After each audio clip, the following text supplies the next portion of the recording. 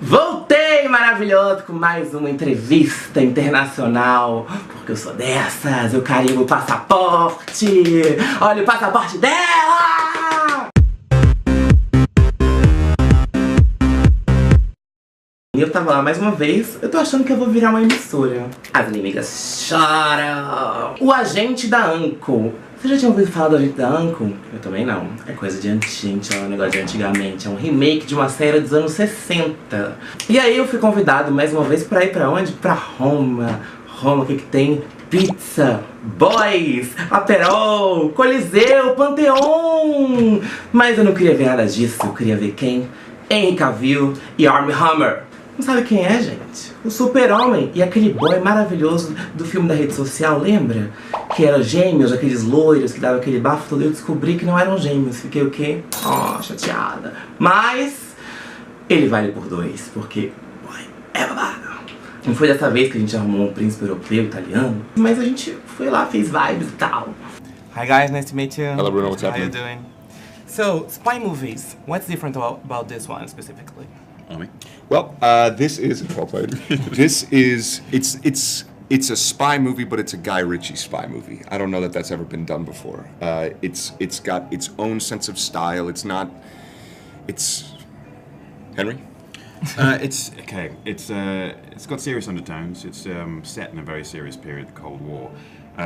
But as Armie says, it doesn't take itself too seriously. It's very sexy. It's cool. It's funny, and it has these two characters who, in reality, would probably kill each other. But in this story, there's this wonderful relationship and just the way they go about things that is so polar opposite that it makes for a fun adventure to watch. A bromance going on this. I would say kind of the opposite of a bromance. It's like it's like that. It could grow to be a bromance one day, but right now it's like that thing where it's like where you know someone, where you know someone and you're like, I just hate that person. Like I really just don't like them. Like I really don't. But then one day you see them like trip and fall and smash their face, and you laugh, and then you feel bad about it, and then you help them up. And from that moment forward, it's a little bit more complicated. Yeah, that's well done. You know, that's a good way of putting it. Yeah. So how would you describe his character? Okay, I'll describe Ilya as a guy who is very draconian in his approach to everything. Someone said once that he's a square peg in a world of round holes, and I couldn't agree more. He's blunt force trauma, and he's wonderfully simplistic in that approach, and it achieves the task just in a very different way to, say, Napoleon Solo. So, and Napoleon? Oh man, okay, so Napoleon Solo is this character. He's kind of like, he's a steel hand inside of a velvet glove that's picking your pocket perfectly, and you don't notice because he's distracting you with his charm. Oh, you had time to think about that. That's an awesome answer. While you were answering that question. That's a very good answer. Yeah, thank you. Damn it. So, I didn't even recognize you guys because you have birds. You're like twins right now. Mm-hmm. Yeah. I actually do have a twin. Yeah, I was in that movie with him. Yeah. A gente teve um encontro com Guy Ritchie, que é um diretor maravilhoso de filmes em inglês, super simpático, que por acaso é o quê? O ex da Madonna. Foi casado com a deusa suprema maior do mundo, gente. Não é Beyoncé. O caso é a Madonna mesmo, que veio antes, uma coisa mais anciã. Aí o Guy Ritchie deixou a gente ver 15 minutos do filme e tem uma sequência de assuntos assim, incríveis. Tem uma cena do negócio tudo explodindo e o Henry Cavill tá comendo um sanduíche dentro com uma música maravilhosa. A trilha sonora, aliás, é maravilhosa. Vale a pena dar uma olhada depois na trilha sonora com vários hits da Itália e tudo. Só que como todo filme maravilhoso que tem boys babados, temos o quê? As lindinhas que, além de fazerem toda a cena com eles, ainda ganham para isso. Ai, que ódio. Hi ladies, nice to meet you. It's a pleasure to be here with you. So, being a girl in a spy movie, how do we avoid cliches? Well, I think that was something kind of both of us realized from the beginning reading the script, that, you know, it's quite often you read those script and it's the typical kind of girly character. Damsel in distress. exactly, and that's definitely not the case with both Victoria and Gabby in this film. They're both very tough women with their own quite strict agenda, and I think definitely not stereotype. Yeah.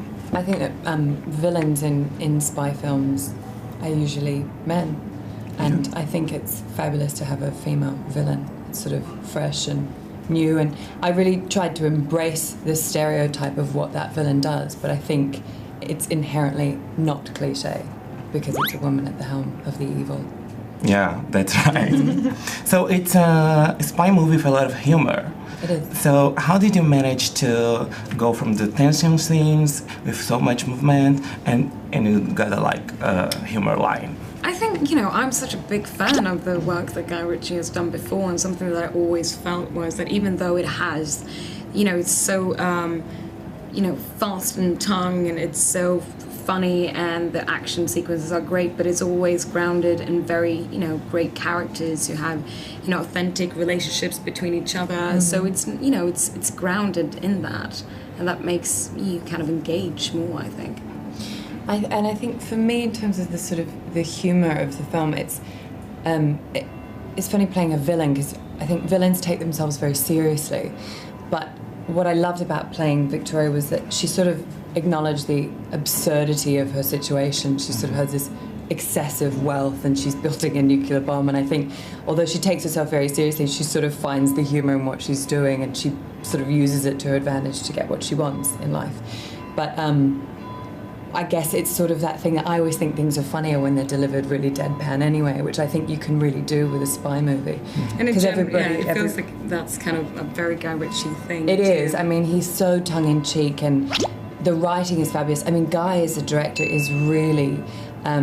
he loves words. He's really into the writing, and he's very spontaneous. So when we would come to set and we thought something could be slightly funnier, or we could just slightly rewrite a line so it just had a little bit more zing, he was always sort of in there in between takes coming in, and he would say, why don't you change like little child for little kitten or something? And we would just play around with it. And when I watched the film, the number of things that made it in that we had sort of thrown in mid-take. So you had much fun. Well, yeah, I mean, it was really great because he is really relaxed and spontaneous. So. Yeah, very collaborative, very creative every single day. You kind of knew that, whatever you had on the page coming in was going to turn out to be something a bit different. And what about Henry and Army? How was the relation on set? And because they're two very handsome guys. They're all right. I think they're pleasant to look at. No, they're very hang out with you. How to maintain focus? Because they are very, very... It was a very good vibe. I mean, it's like just coming back here now and seeing them all. And we're back at the same hotel. We were staying actually in the same room. They put us up. So it's like we're back with the gang and the crew. Yeah. Como é que mantém a concentração, gente? São anos de estudo. Você acha o quê? Que a pessoa vai lá ser atriz maravilhosa pra ficar só rolando com os boys? Não, elas são as pessoas esforçadas, maravilhosas, simpaticíssimas, que ficam lá fazendo tudo que a gente queria fazer e ainda ganham por isso. Enfim, eu não vi o filme ainda, mas pelo que eu pude perceber, é um filme maravilhoso, que estreia agora em agosto. Então vamos correr pro cinema pra ver, porque só esses boys já valem o ingresso, né?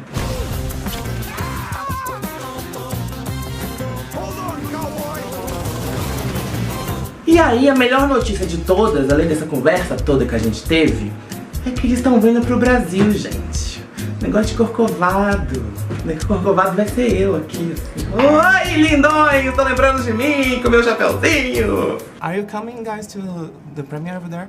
That's the plan, yeah. We're supposed to, yeah. Okay. See you there. No. Oh, sorry. Nobody told me. Oh, okay. So no premiere? Just because you asked, the premiere is off. No more premiere. I'm sorry. That's it, we're done.